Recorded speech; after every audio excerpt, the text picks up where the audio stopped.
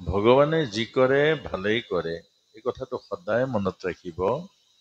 প্ৰভুত বেয়া নাই। এইটো ডাঙৰ কথা যে ভগৱানে বেয়া কৰো বুলিও কৰিব নোৱাৰে। শান্ত হৈ দিয়ক, শান্ত হৈ দিয়ক। ভগৱানে বেয়া কৰো বুলি বেয়া কৰিব নোৱাৰে। সূৰ্যক যদি কয় যে হে সূৰ্যদেৱ, তুমি অলপ অন্ধকাৰ দিয়া, সূৰ্যই অন্ধকাৰ দিব পাৰিব জানো? সূৰ্যক যদি কোনোবাই কয় হে সূৰ্যদেৱ, তুমি অন্ধকাৰ দিয়া, পাৰিব জানো? ঠিক ভগৱানেও বেয়া কৰিব নোৱাৰে। এইটো সদায় মনত ৰাখিব। আমি কিন্তু অজ্ঞানতাৰ বশৱৰ্তী হৈ আমি সদায় ভগৱানক জগৰীয়া কৰো। আমাৰ এইটোৱে দুৰ্ভাগ্য, আমাৰ যে ভগৱানত ভক্তি নহয়। ভগৱানত ভক্তি কিয় নহয়? ভগৱানত ভক্তি নোহোৱাৰ মূলতে আমি প্ৰতিটো কথাতে ভগৱানক জগৰীয়া কৰো। এই কথাটোকে বুজাইছো যে কণা গোসাঁই মোক এনেকুৱা কৰিলা, হে প্ৰভু মোক দেখা নাই, বেলেগক ধন দিছা, টকা পইচা, মোক নাই দিয়া। কিন্তু মই কিয় পোৱা নাই এই কথাটো নাভাবো। যে মোক চাকৰি দিয়া নাই, মোক সুবিধা দিয়া নাই, কিন্তু মই কিয় নাই পোৱা এইটো চালেহে তেতিয়া মই বুজিম। অৰ্থাৎ মই মোৰ কাৰণেহে নাই পোৱা, মই মোৰ কাৰণেহে জগৰীয়া। এই কথাটো সদায় আমাক শিকাইছে ভগৱানে। আৰু যদি ভগৱানক আমি জগৰীয়া কৰো, আমি অপৰাধী হৈ যাম। কেলে যি প্ৰভুৱে মাতৃৰ গৰ্ভতে দেখোন আমাক চব দিছে। আচ্ছা, চকুটো যদি কিনি আনিব লগা হলহেঁতেন, ল'ৰাটো জন্ম পালে, চকু দুটা কিনি আনি লগাব লাগিব গাড়ীৰ বেটাৰীৰ নিচিনা, কি হলহেঁতেন বাৰু?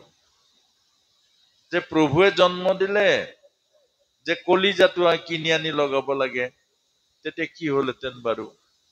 কিডনী দুটা লগাব লাগে, তেতিয়া কি হলহেঁতেন বাৰু? কাণ দুখন লগাব লাগে, তেতিয়া কি হলহেঁতেন বাৰু? এইবোৰ বাৰু প্ৰভুৱে দিয়া নাই জানো? প্ৰভুৱে দেখোন গৰ্ভতে চব দিলে, একো আৰু আমি লগাবই নালাগে। প্ৰভুৱে গৰ্ভতে সকলো দি পঠিয়ালে, আমাক একো আমি লগাব নালাগে, একো কিনিব নালাগে, একো আমি আনিব নালাগে। প্ৰভুৱে চব দি পঠিয়ালে। এতিয়া চব দি পঠিওৱা প্ৰভুক যদি গালি পাৰো, আমি জগৰীয়া হম নে নহম? এই কথাটো জ্ঞানীয়ে প্ৰভুক কেতিয়াও জগৰীয়া নকৰে। অজ্ঞানীহে মাত্ৰ প্ৰভুক জগৰীয়া কৰে। যেনেকৈ অজ্ঞানী লৰাই অকল মাক বাপেকক জগৰীয়া কৰে। তাৰ শত্ৰু অকল মাক বাপেক। কিন্তু হয় জানো মাক বাপেক শত্ৰু? মাকে দেখোন জন্ম দিলে, বাপেকে নেদেখা ধামৰ পৰা নমাই আনিলে, মাটি ভেটি লাগ বুলিলে, পইচাই পাতি অকল বাপেক আৰু মাকে যোগাৰ কৰে। মাকে নামঘৰে চাকি জ্বলায়।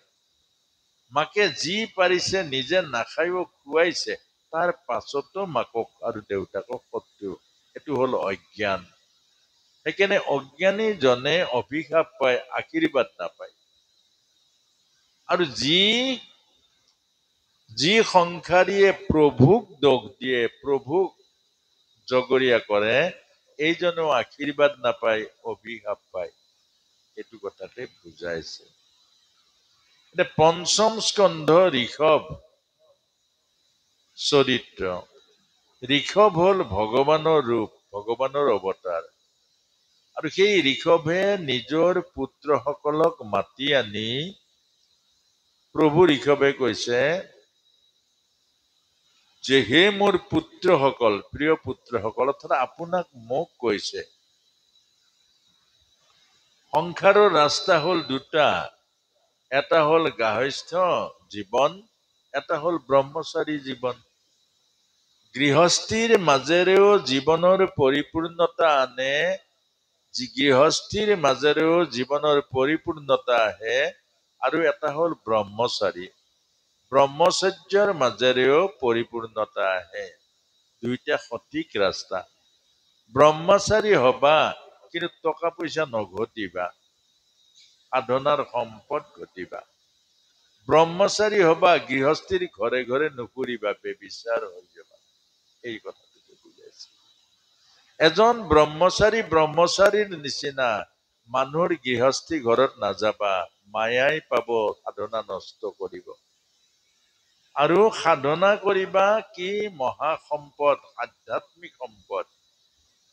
আৰু যদি ধন টকা পইচা ঘটা ব্ৰহ্মচাৰী হৈ, তেতিয়াহ'লে তুমি সন্ন্যাসীও ব্ৰহ্মচাৰীও নহব আৰু গৃহস্থীও নহব, জীৱনটো নষ্ট হব, জীৱন অথলে যাব। যদি গৃহস্থী হৈছে পূৰ্ণ গৃহস্থী হোৱা, পুত্ৰ কন্যা পত্নীৰ মাজেৰে এখন এনেকুৱা সুন্দৰ গৃহস্থী বনোৱা যে প্ৰতিটো পৰিয়ালৰ সদস্যই যেন সৎসংগ হৈ যায়, ইজনে সিজনৰ পৰিপূৰক হৈ যায়, ইজনে সিজনৰ আধ্যাত্মিক সংগী হৈ যায়। এইটো হ'ল গৃহস্থী। এনেকুৱা এখন গৃহস্থী বনোৱা যলৈ অতিথি ভগৱান যায়, যলৈ সন্তসকলৰ আগমন হয়, যলৈ গুৰু ভকতৰ আগমন হয়, য'ত প্ৰতিদিন ঈশ্বৰীয় আলোচনা হয়, য'ত প্ৰতিদিন ঈশ্বৰীয় সেৱাবোৰ হয়, এনেকুৱা এখন গৃহস্থী নিৰ্মাণ কৰা। তুমি বৈকুণ্ঠলৈ যাব নালাগে, তুমি স্বৰ্গলৈ যাব নালাগে, স্বৰ্গৰ বৈকুণ্ঠৰ সুখ গৃহস্থীৰ মাজতে পাবা। কিমান ডাঙৰ কথাবোৰ ভাগৱতত লিখা আছে। শেষত গৈ ভৰত নামৰ শ্ৰেষ্ঠ পুত্ৰ ঋষভৰ, তেওঁ 50 বছৰ বয়সত বানপ্ৰস্থ আশ্ৰমলৈ গল। সকলোকে ৰাজ্যভাৰ চমজাই, অৰ্থাৎ আমাক কৈছে জীৱন 4 ভাগত ভাগ কৰিছে। গাহস্থ্য জীৱন, ব্ৰহ্মচৰ্য জীৱন, বানপ্ৰস্থ জীৱন আৰু সন্ন্যাস জীৱন। ব্ৰহ্মচৰ্য জীৱন হ'ল জীৱনৰ ভেটি, ফাউণ্ডেশ্যন। গাহস্থ জীৱন হ'ল জীৱনৰ সুখ শান্তি আৰু আনন্দ। বানপ্ৰস্থ হ'ল গাঁঠি খোলা, সন্ন্যাস মানে হ'ল নিৰ্বাণ মুক্তি। এই 4 ভাগত বিভক্ত কৰা এই জীৱনটোক যেতিয়া ভৰত ৰজা ওলাই গল, এটা নদীৰ পাৰত সাধনাৰ বাবে তেওঁ আসন পাৰি সাধনা কৰিলে। সাধনা কৰি কৰি কৰি কৰি অন্তিম অৱস্থা পালে মুক্তিৰ, অৰ্থাৎ প্ৰভু ভগৱন্তক পাওঁ পাওঁ হল। তেতিয়া এটা ঘটনা ঘটিলে। নৈৰ পাৰত এটা হৰিণী, গাভিনী হৰিণী থিয় হৈ আছিলে। পাছফালে বাঘে গুজৰিলে। বাঘৰ গুজৰণি শুনি হৰিণাজনী জাপ মাৰি দিলে, পেটৰ পোৱালিটো পানীত পৰি থাকিলে। আৰু সেই পোৱালিটোক তুলি আনিলে ভৰতে।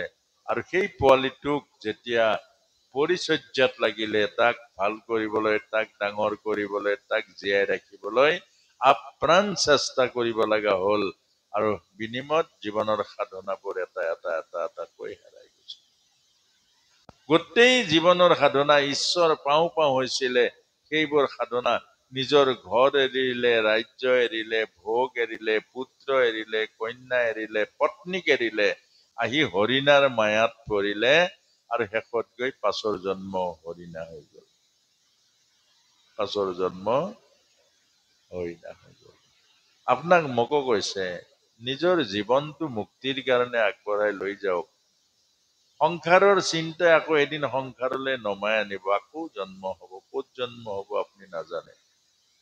এইবাৰ মানুহ হৈছে, আপুনি নাভাবিব পিছৰ বাৰৰ মানুহ হব। এইবাৰ আপুনি ধন ঐশ্বৰ্য বিভূতিৰ গৰাকী হৈছে, মনত ৰাখিব পিছৰ জন্ম হাজিৰা কৰিবৰ কাৰণে দা লৈ যাব লাগিব।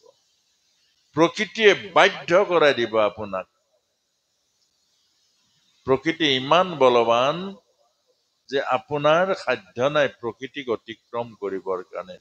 আমাৰ সংসাৰৰ প্ৰকৃতিৰূপী পুলিচক পাৰিব, ফাঁকি চলিব, ঘোষ চলিব, বিভিন্ন ধৰণৰ ৰাজনৈতিক শক্তি চলিব, ইয়াত চলিব প্ৰকৃতিৰ।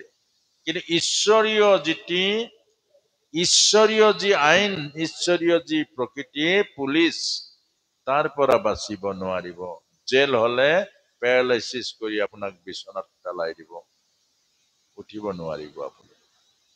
সেইকাৰণে আপোনাক যদি জ্বলাব লাগে, এনেকুৱা আপোনাৰ পুত্ৰ জন্ম দিব, পুত্ৰই জ্বলাব আপোনাক, গোটেই জীৱন জ্বলাব।